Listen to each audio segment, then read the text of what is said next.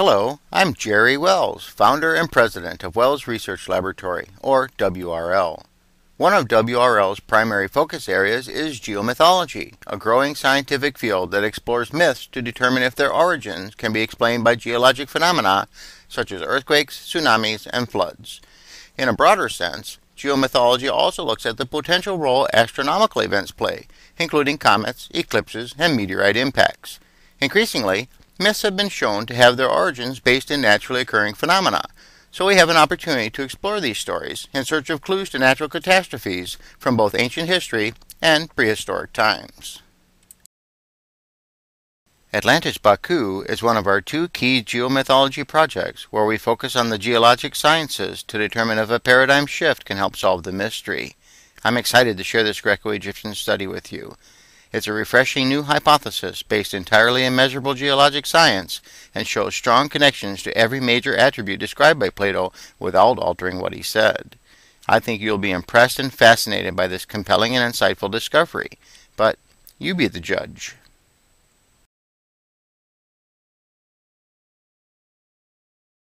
We'll show how this research supports the hypothetical possibility that Atlantis did not sink, but only appeared to have sunk, and was actually uplifted along with a large portion of North and Northwest Africa. We'll shatter the paradigm of a sunken island by demonstrating how an optical illusion such as this still fully complies with Plato's descriptions. We'll reveal a unique and verifiable site in Northwest Africa that suggests Atlantis is located on the Saharan Atlas steppe region of Algeria, at approximately 31.84 degrees north latitude and 1.03 degrees east longitude at an elevation of about 460 meters or 1,500 feet. By adopting this paradigm shift from a sunken island to one uplifted, and by following Plato's detailed descriptions, you'll see that the proposed site is an extraordinary match for all the observable geographic and geologic descriptions of Atlantis detailed by Plato. We'll also show a rich correlation between Atlantis and the early pre-dynastic Egyptian city known as Bakhu. This city is described in various texts, including the Book of the Heavenly Cow, and is an important connection since, as Plato said, his story has an Egyptian origin. Lastly, we'll review 5 currently inexplicable geologic anomalies that could be addressed by this theory of continental uplift. These anomalies have been under investigation by geoscientists for decades, researchers who are completely unconnected with geomythology and Atlantis Bakhu.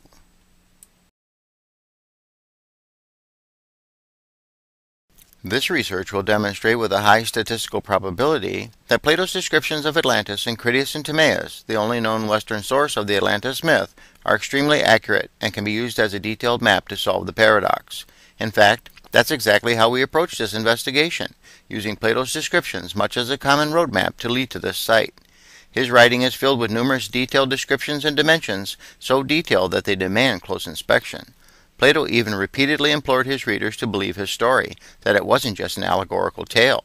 With this in mind, let's take a closer look to see where the puzzle leads. We'll explore 6 areas in our effort to solve Plato's paradoxical puzzle.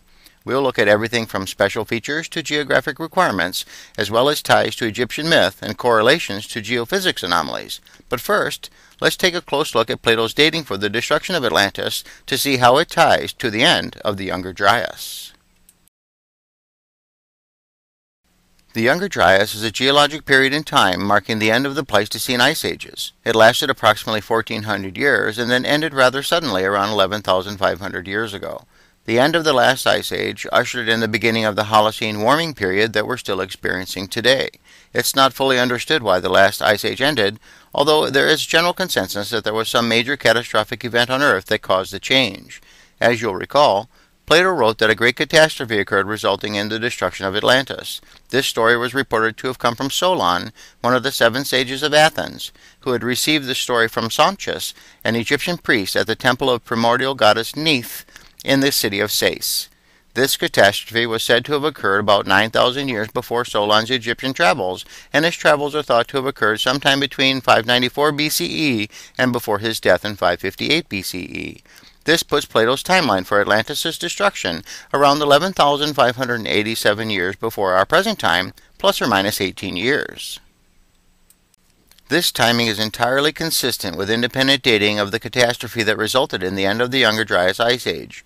From ice core samples taken in Greenland, to sediment core samples taken in Norway and Venezuela, to tree ring dendrochronology, suggests a catastrophic event occurred on Earth that resulted in the sudden heating of the atmosphere, and this catastrophe apparently occurred at the same time Plato said Atlantis was destroyed.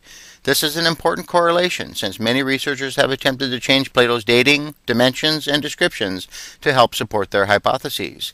We've held firm to an argument that for Plato's story to have merit, we can't change what he wrote to suit our research. Now that we've examined Plato's dating of the catastrophe that destroyed Atlantis, and shown a strong correlation to geologic dating for the end of the last ice age, let's review an elementary geophysics model that demonstrates the effect of sudden continental tilting and uplift to help us visualize the catastrophe.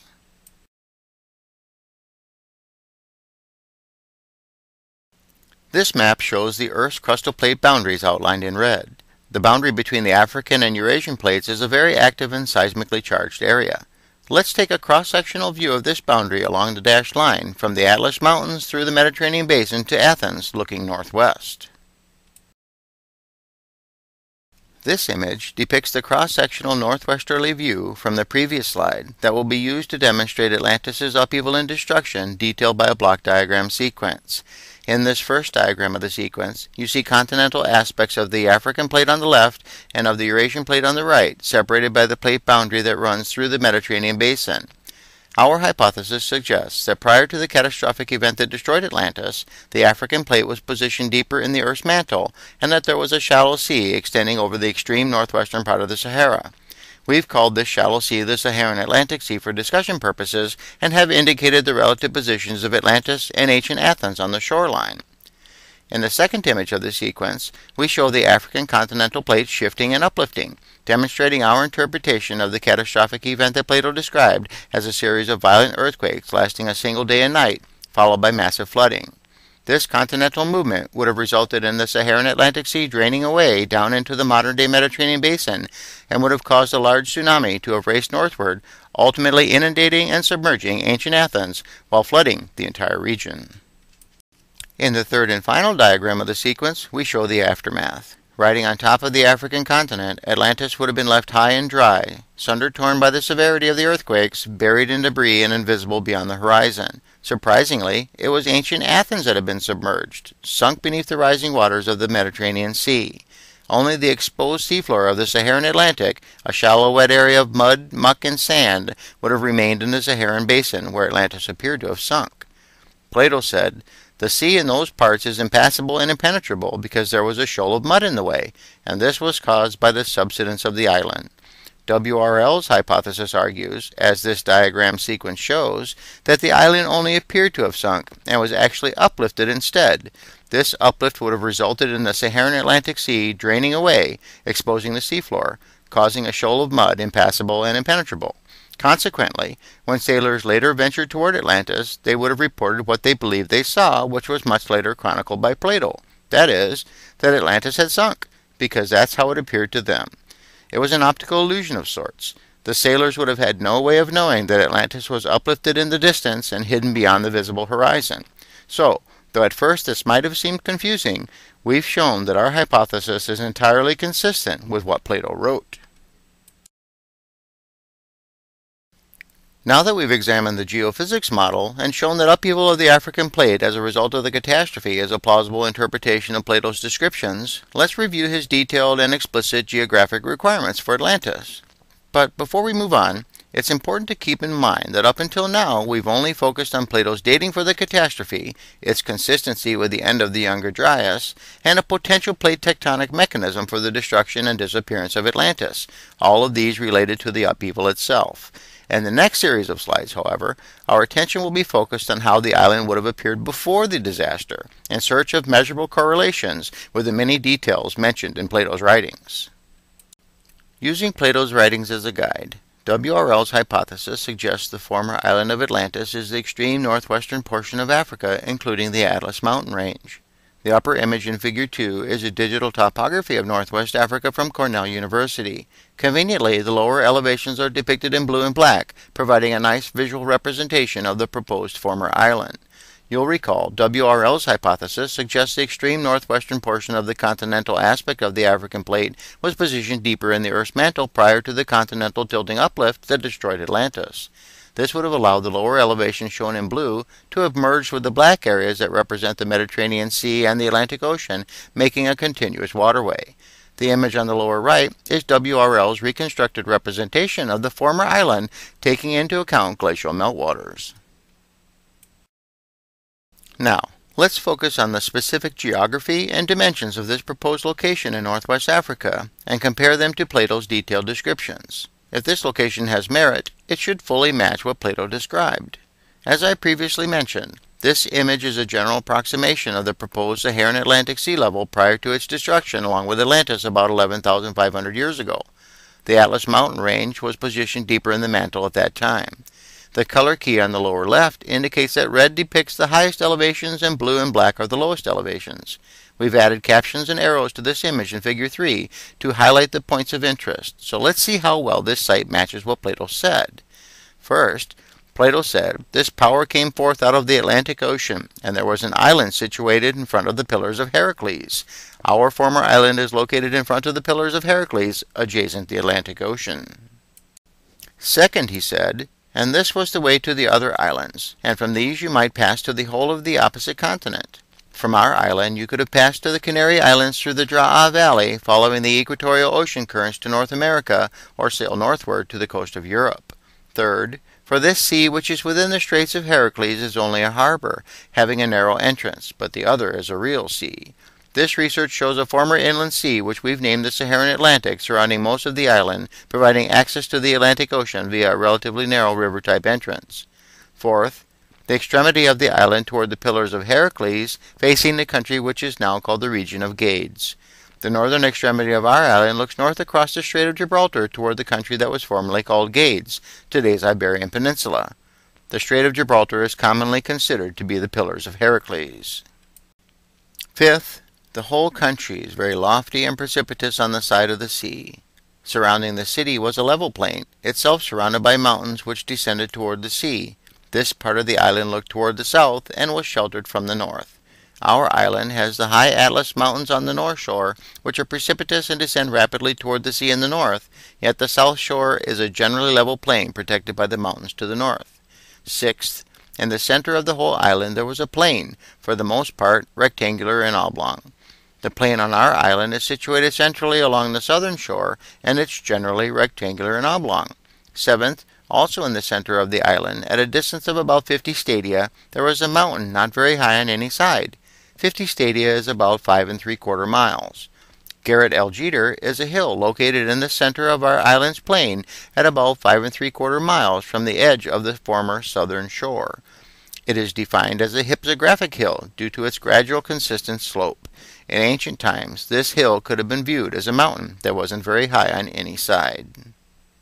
Eighth, the island was larger than Libya and Asia put together, approximately 1,300 lineal miles of sailing distance. Researchers and translators are divided in two groups regarding interpretation of this dimension offered by Plato, square area or lineal distance. When considering the many other dimensions Plato provides for calculating square area that we'll highlight in the next 4 slides, and when also considering that the Atlanteans were thought to have been advanced sailors, we have determined it reasonable to assume this is the measure of lineal sailing distance. So, as you may have already guessed, the lineal sailing distance of our former island from tip to tip is approximately 1,300 miles.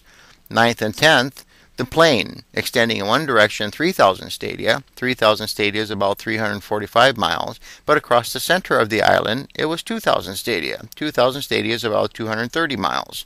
Our plain is approximately 345 miles in length, and our island is about 230 miles in width across the center. 11th, a ditch was carried around the whole of the plain and was 10,000 stadia in length. 10,000 stadia is about 1,150 miles. Without excavation, we can't confirm the length of the ditch. However, short segments of it are apparently visible, and the perimeter of our plain is in fact approximately 1,150 miles long. 12th, the total number of all the productive lots was 60,000, and the size of a lot was a square of 10 stadia each way. 60,000 lots would then be 79,350 square miles. Our island has at least 80,000 square miles of productive land. This is a very large area and a difficult size to match. But here again, as with the previous 11 requirements, this site fully matches Plato's complicated descriptions.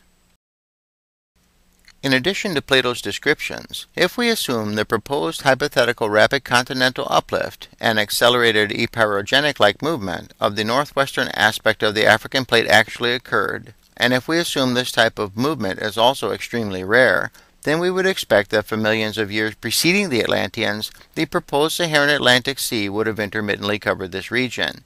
If this is the case, Paleolithic sites that are known to have been continuously occupied, should not be located under the former proposed shallow sea. That is in fact exactly what we find. Lower Paleolithic sites dated as far as 1.7 million years ago found at Ain Hanek and the more recent Tagangit, Algeria, are located near the proposed ancient shoreline as we would expect and not under the proposed body of water. All 13 of these correlations suggest with a high degree of probability that this site in northwest Africa statistically matches Plato's descriptions.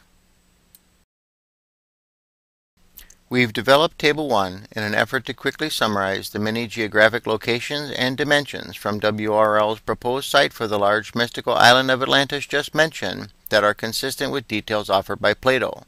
Several other proposed locations by various research teams are also shown for comparison. It's evident from the table that only WRL's location has identified the preponderance of Plato's specifications. As you've just seen, WRL's site is connected to the Atlantic Ocean in front of the Pillars of Heracles.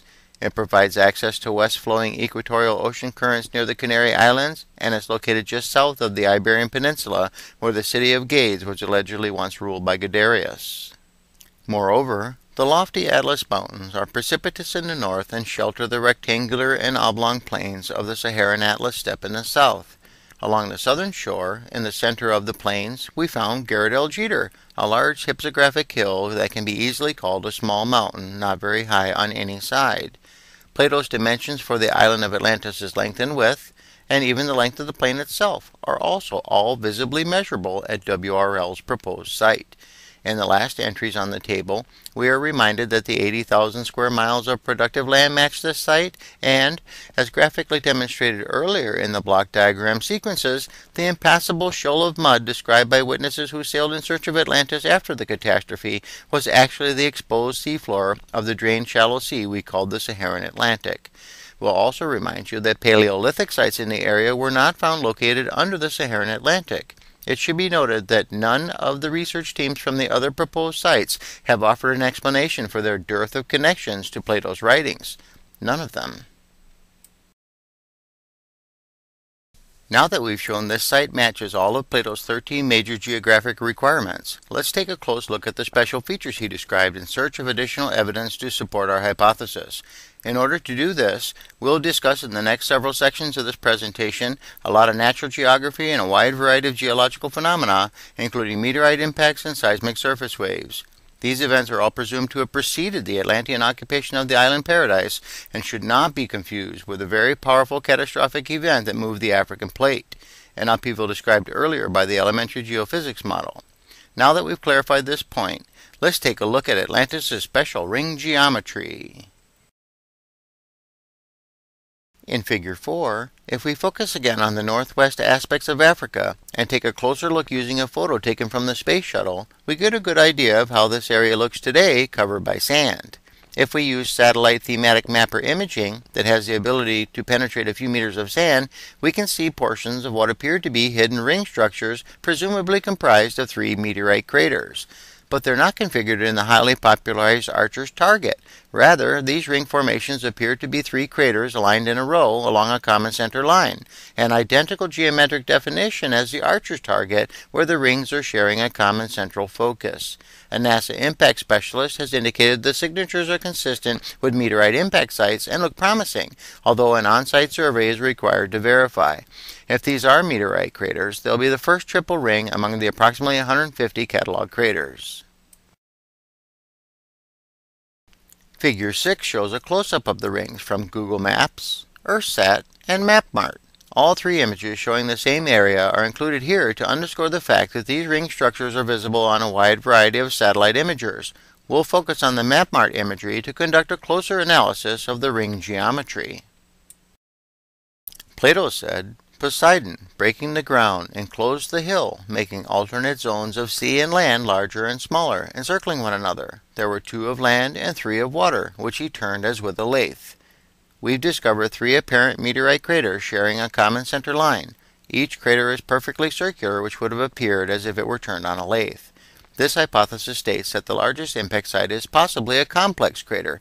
This type of crater would have produced a smaller circle of land inside it, providing the first alternate zone of sea and land. Plato also said, the island in which the palace was situated had a diameter of 5 stadia. 5 stadia is a little over a half a mile. Our largest meteorite crater is just over 1 mile in diameter, and a complex crater could have a central raised area of about a half a mile across upon which the palace was built.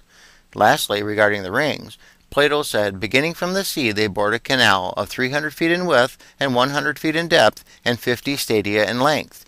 50 stadia is about 5 3/4 miles. When measured from the outermost meteorite crater, the distance to the former harbor is exactly 5 3/4 miles. Now that we've examined the ring geometry, let's look at the site geology and its corresponding special features. Figure 7 focuses on meteorite impact scenarios. You'll notice the similarities around the rim of the Barringer meteorite crater in Arizona to the Earthsat image of the largest ring at our proposed site for Atlantis. Whereas the Barringer crater is termed simple because it doesn't have a raised central area, the crater at our site is presumed to be complex with a central raised area. But this assumption can't be verified until a site survey is conducted. The image on the upper right from Tulane University depicts what happens when a meteorite impacts the Earth and a complex crater is formed. The heat and pressure from the impact pulverizes the crust, causing much of the material to be melted, vaporized, and upthrust into the atmosphere, destined to fall back in a rain of ejecta that settles around the crater. The presumed Atlantis site geology in the lower right image is similar to this model. Let's take a closer look in Figure 8 and compare it to what Plato said. He said, making special arrangements for the center island, here referring to the palace island Poseidon created, bringing up 2 springs of water from beneath the earth, one of warm water and the other of cold. The meteorite impact that preceded the Atlanteans' occupation would have likely caused fissures in the Earth's crust that could have accounted for artesian wells and hydrothermal springs, just as he described. He also said they dug out of the earth orichalcum. Orichalcum is presumed to be an alloy from copper and zinc ore. The Atlas region is known to have deposits of copper and zinc ore, and our site is rich in mineral deposits. Heat from the meteorite impacts would have provided a high enough temperature to effectively roast ore, plausibly producing the alloy described, and then distributing it all around the site in a rain of ejecta. Therefore, the Atlanteans didn't necessarily need to be advanced metallurgists to take advantage of a naturally occurring alloy. Remember, Plato specifically said they dug the alloy out of the earth, suggesting it was already formed. In addition to the mystical circular structure, it's also probable that the metallic covered walls around the city produced a spectacular reflection at dawn, making this a site that would have been held in awe by the local inhabitants. Regarding the stone, Plato said, the stone they quarried from underneath the center island, here again referring to the palace island Poseidon created, one kind was white, another black, and a third red. The meteorite impact sites are in sedimentary limestone and sandstone that overlie the red and black granitic Taurog shield, which was likely uplifted by the meteorite impact. So here again, the natural geology of the site complies with Plato's detailed descriptions. Figure 9 focuses on naturally occurring canals across the Saharan Atlas steppe region. Based on our hypothesis, this steppe would have been the former rectangular and oblong plains of Atlantis. The satellite image shows extinct or ephemeral watercourse beds called wadis, which are depicted by the blue dashed lines. These stream and riverbeds are also clearly evident on a desert track map on the lower left and a digitally enhanced map of the area on the lower right. These canals are possibly the result of a powerful L-wave earthquake along the Atlas fault line that preceded Atlantean occupation of the site and which may have been induced by the forces released during the meteorite impacts. The harmonic waves from the earthquake would have been propagated across the plain, much as a pebble thrown in a pond creates ripples across the surface. Only here, once the rolling earthquake stopped, the footprint of the repeating vibration was left behind in the soil as if flash frozen. So, how does this site compare to what Plato said? He said, further inland, straight canals of 100 feet in width were cut from it through the plain, at intervals of 100 stadia. 100 stadia is about 11.5 miles. As I've just shown, our site has more than 30 expansive and slightly arcing canals that cover the inland plain. Most are essentially 11.5 miles apart as Plato had indicated. Interestingly, these canals would have also fostered extensive irrigation, which supports the idea of an agricultural community Plato described. He also said, there was an abundance of lakes and marshes and rivers. It's a documented fact that our proposed location had lakes and rivers until the arid conditions began to prevail in the Saharan region about 7,000 years ago. Here again, this site is shown to readily meet all of Plato's requirements. Now that we've examined the site geology, let's take a look at the site biology and its corresponding special features. Figure 10 shows examples of the many cave drawings found throughout the Sahara, from Tassili Niger to Bardai, dating between 4,500 and 8,500 years ago, that depict elephants, bulls, giraffe, and even catfish. This matches Plato's descriptions when he said, great numbers of elephants, provisions for all other sorts of animals, in lakes and marshes and rivers, in mountains and on plains. And there were bulls who had the range of the temple of Poseidon. The dating for the existing prehistoric cave art goes only as far back as 8,500 years ago, but some scholars estimate the cave drawings occurred as early as 12,000 years ago. Unfortunately, that imagery didn't endure the test of time. But in addition to widespread fossil remains, the surviving paintings and etchings indicate this type of fauna was prevalent in the region at the end of the Ice Age, fulfilling Plato's requirements. Figure 11 is a diagram from Würzburg University outlining the type of flora that was present in northwest Africa between 8,000 and 12,000 years ago, when our climate was much different.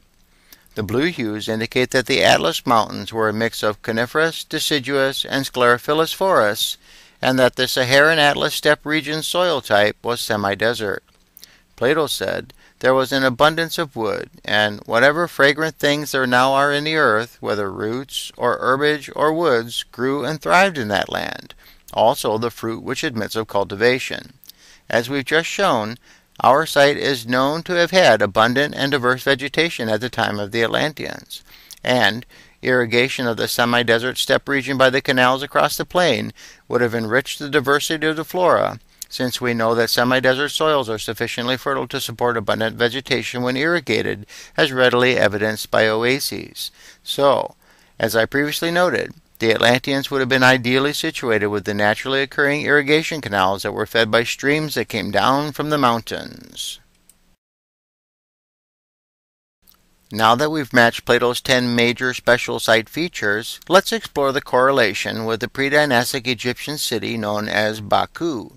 Keep in mind that this correlation is important because Plato indicated the Atlantean history he received and later compiled into his Timaeus and Critias dialogues was in fact revealed about 200 years earlier by an Egyptian priest to the Athenian sage and lawgiver named Solon. Plato wrote that during a trip to Egypt, Solon met with an aging priest named Saunchus in the sacred ancient city of Sais at a temple dedicated to primordial goddess Neith, and together they translated the myth or legend about Atlantis from the Egyptian text into the Greek language.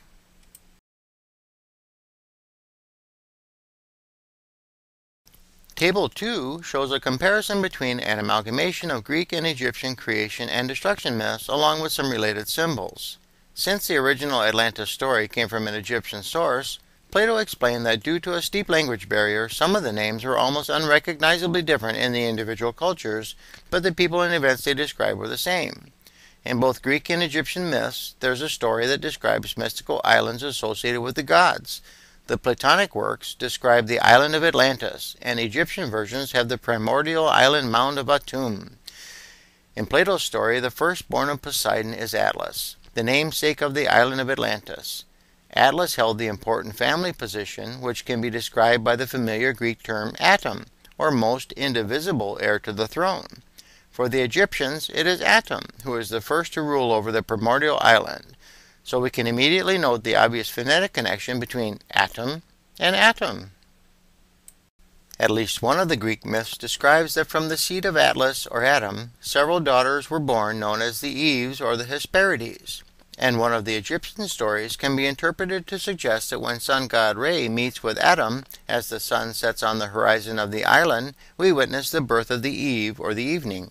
This is a familiar theme describing the relationship between Adam, or even Adam, their respective god, and the resultant birth of a phenomena known as Eve.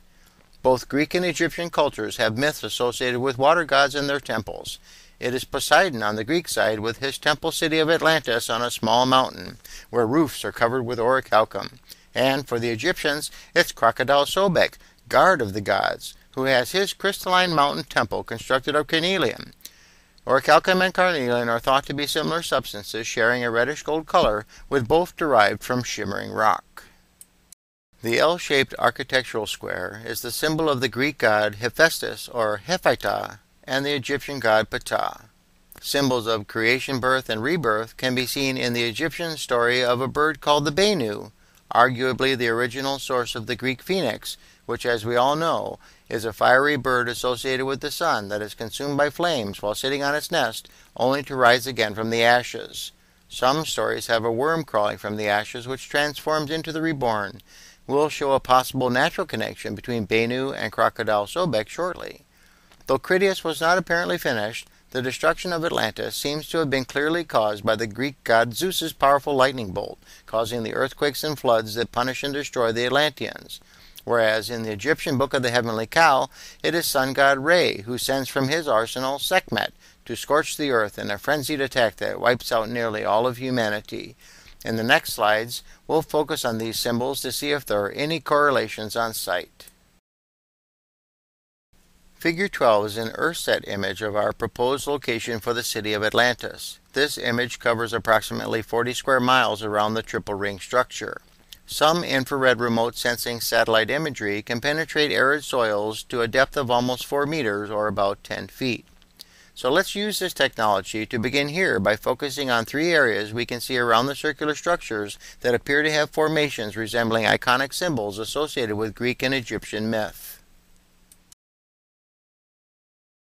Figure 12a shows an enlarged view of some of the site features beneath the arid soil. The first natural image we see appears to resemble the Egyptian Benu bird, or the Greek phoenix, sitting on a flaming nest. And directly adjacent it on the right there is a large crocodilian shape that could be associated with Sobek, or the Greek serpent Ladon, as demonstrated in this side-by-side overlay. Notice also the head of the bird image and its similarity to the shape of the head of the Egyptian Waz scepter. The Waz scepter is a symbol of power and dominion which has been observed in glyphs for thousands of years. The next image resembles the Egyptian eye of Re, Horus, and Thoth, as demonstrated in this side-by-side overlay.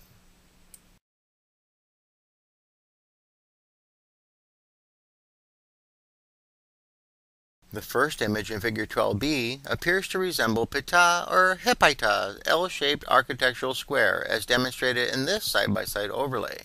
Perhaps this formation or construction functioned as an homage temple or an actual workshop for the most diversely talented of the gods.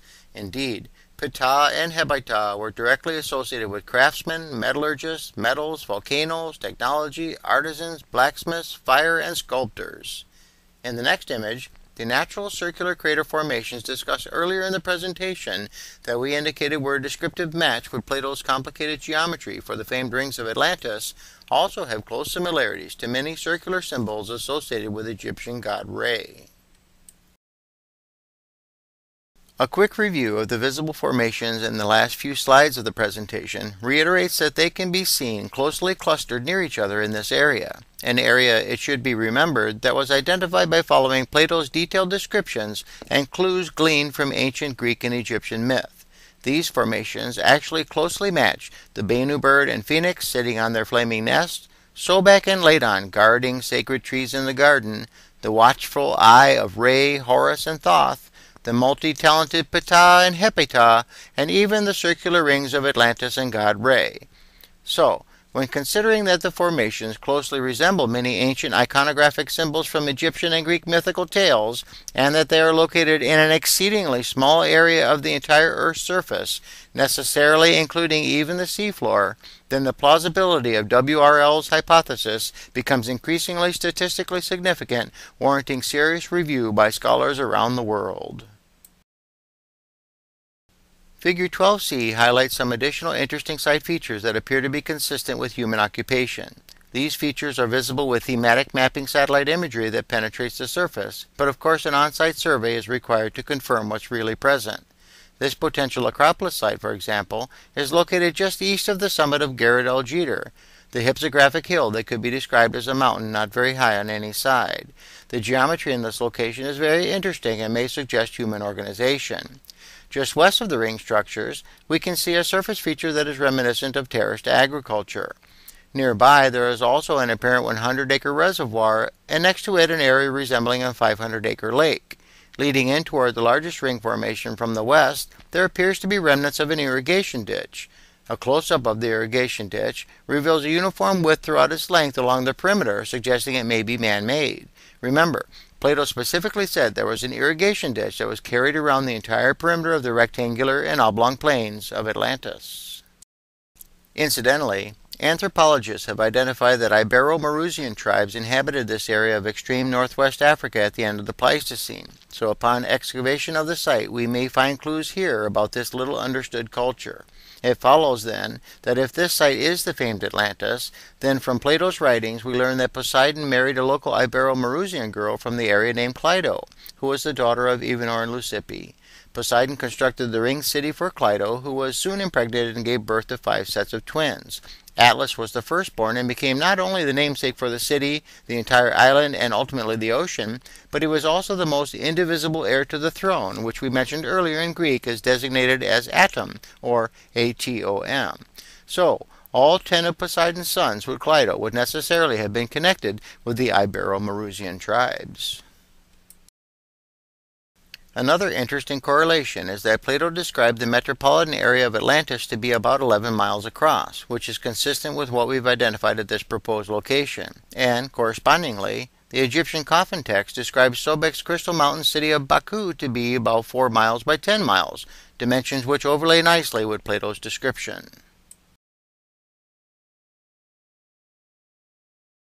We created Table 3 to highlight and emphasize the multitude of special features detailed by Plato that can either be actually visibly seen or that have the geologic means for their existence at WRL's Saharan Atlas Steppe site in modern Algeria.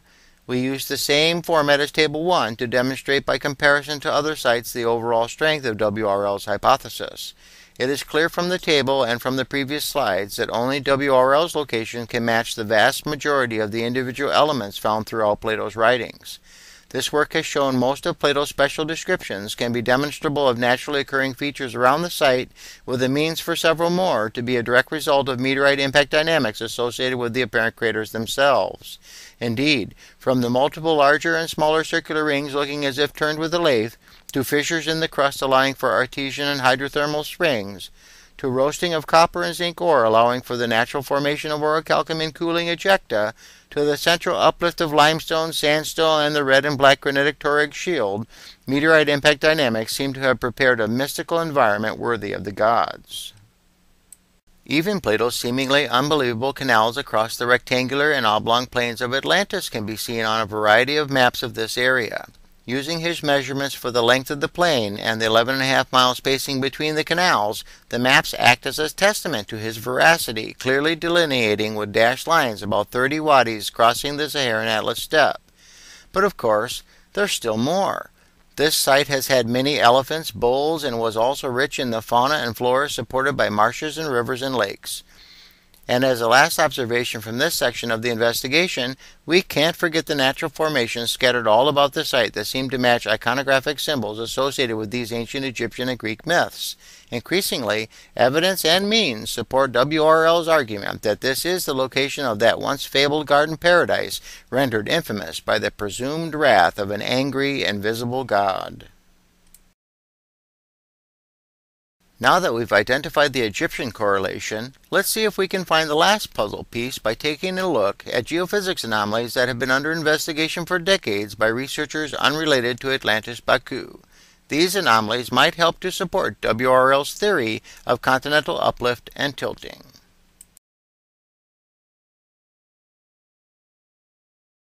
The geophysics model that I showed earlier proposed a sudden rapid continental uplift of northwest Africa that left Atlantis raised rather than sunken. We didn't address what may have caused the uplift, but we know that the Mediterranean region is rather seismically active, and Plato described violent earthquakes lasting a full day and night. We'll use the force vector model at the top of the slide to help emphasize that a rapid continental uplift of this magnitude may have actually been a manifestation of a much larger, apparently uniform easterly roll of the northern aspects of the African plate itself. A movement of the African plate on such a large scale would have also induced stretching, tearing, and uplifted areas of the relatively thin seafloor toward the mid-Atlantic ridge in the west. This gross tectonic motion can be envisioned by considering a slowly melting iceberg in the ocean, whose center of gravity shifts suddenly to an adjacent area, a change in tipping point causing the massive body to tilt or list with unstoppable speed and violence. An event of this magnitude would have caused major deformations in the Earth's crust and would have likely left bits and pieces of physical evidence in its wake, strewn all about the planet in a variety of scientifically measurable forms. This is exactly what we find when reviewing geological research data. For example, in addition to the elevation anomaly associated with WRL's proposed site for a seafaring tribe 460 meters above current sea level on the Saharan Atlas steppe, we find that between 28 and 30 degrees north latitude, there are transform and non-transform stretching, tearing, and uplifted areas near the mid-Atlantic ridge, including the Atlantis massive elevation anomaly on the North American plate just across the ridge, which was coincidentally named after Atlantis. These anomalies on the seafloor along the mid-Atlantic ridge may be better understood when considering the tectonic dynamics suggested by WRL's hypothesis. Looking further to the east, assuming that the tilting easterly roll of the African plate movement would displace material in the mantle, hydraulically impacting and uplifting the connecting western boundary of the rather small Arabian plate, we see on its eastern boundary along the subduction zone under the Zagros Mountains a group of anomalous reactivated craton fractures, gravity readings, and deep seismic activity. In simplified terms, these measurements could be explained by WRL's African plate movement hypothesis. Looking back now on the African continent itself, another anomaly that could be explained by this proposed movement of the African plate is the Great Bend in the Nile River, where the direction of flow was suddenly changed by an apparent uplift of the Nubian swell. This redirection of the Nile is estimated to have occurred between 10,000 and 100,000 years ago, a time estimate that fits rather well with Plato's timing and could be further evidence of WRL's tectonic argument. Lastly, just southeast of the crater ring structures identified on the Saharan Atlas steppe region, there is the generally flat Tatamate Plateau that appears to be water-washed. The surface of the plateau also happens to be at the same elevation as the proposed Saharan Atlantic sea level prior to the catastrophe, which could account for its water-washed appearance. Figure 13 provides a diagram of the area exemplifying this proposed phenomena where the Tatamate Plateau is actually a seamount in the Saharan Atlantic before the catastrophic event described by Plato. As you can see in the view after the disaster, where the uplift and eastward roll of the African plate described by WRL's model is graphically demonstrated, the former horizon and sea level prior to the upheaval are compared to the current horizon. From these 2 points of reference, the current surface angle of the Tatamate Plateau may be used as a method to gauge the degree of continental uplift and easterly roll. A geographic survey of the plateau surface elevation is planned in the future to test this observation. Now that we've identified and established linkages with 5 geophysics anomalies that help to support WRL's theory of continental uplift and tilting, we've also uncovered the last piece of Plato's paradoxical puzzle, revealing WRL's proposed island of Atlantis and the location for the city of Atlantis Bakhu.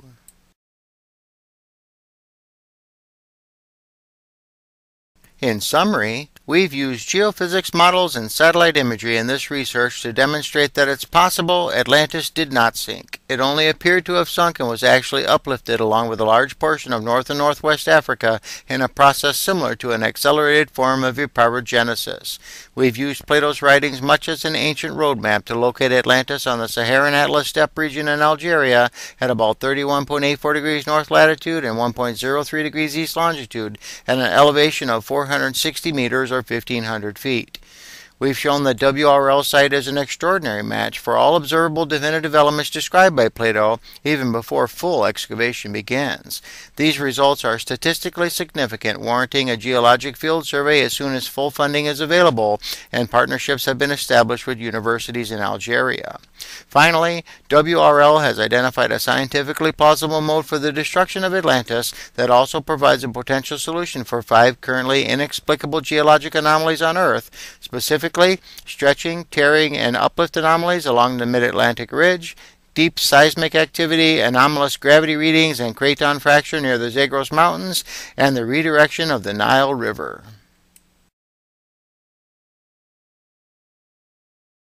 I hope you found this research fascinating and were impressed by WRL's compelling and insightful discovery. For answers to frequently asked questions, see the Atlantis Bakhu FAQs, or for complete details, view the Atlantis Bakhu project pages on this website. Though the presentation is over, the research is not. While we're busy disseminating WRL's hypothesis and raising funds for the initial on-site survey with our small team of scientists, we have a long way to go. Given the enormous size of this site, more than 100 square kilometers or 40 square miles, we need scholars with a wide variety of expertise to volunteer. We're actively seeking sponsors to join us in this international endeavor, and we're very interested in forming partnerships with geoscientists and archaeologists who can offer the support of their universities with field research and general oversight. If you're interested in helping, either through funding or your specific scientific expertise, please contact us. WRL is a nonprofit think tank with IRS 501c3 tax exemption status. Come on, join us. Let's get started.